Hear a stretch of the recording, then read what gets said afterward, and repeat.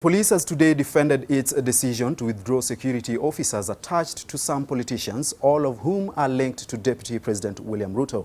Police spokesman Charles Owino says that this is an ongoing procedure that will affect all leaders. But as Silas Apollo reports, the assurance came even as more leaders protested the decision, which they termed as part of the government's plan to intimidate those critical of the handshake between President Uhuru Kenyatta and ODM leader Raila Odinga. The growing narrative on the divided House of Jubilee running up to the top brass has received a new boost.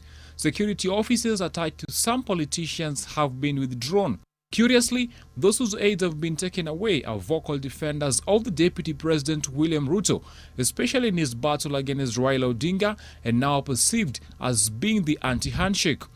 Those affected are Kikuyu MP Kimani Ichung'wah, Kiambu Governor Ferdinand Waititu, Malindi MP Aisha Jumwa, Nakuru Senator Susan Kihika, and Alice Wahome, the Kandara representative in the National Assembly.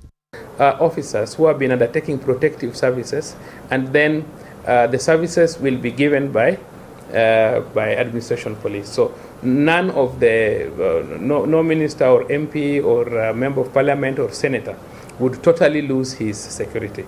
There's just a transformation process. Politicians have protested the move, accusing the government of intimidating those associated with DP Ruto. No MP is losing his security. What we are doing is we will withdraw Kenya Police officers back to Kenya Police and provide administration police, because now their role is to provide for protective services. And even with the explanation by the government, the affected politicians are now raising questions on the criteria used, with none of those affected being either President Kenyatta or Raila Odinga supporters. Questions have also arisen on why leaders were not forewarned. It is not a favor, it is a right. And it is contained in the Constitution that a member of parliament is entitled for security, and I want the I want the IG to come out and tell Kenyans what informed him to withdraw this security for our colleagues.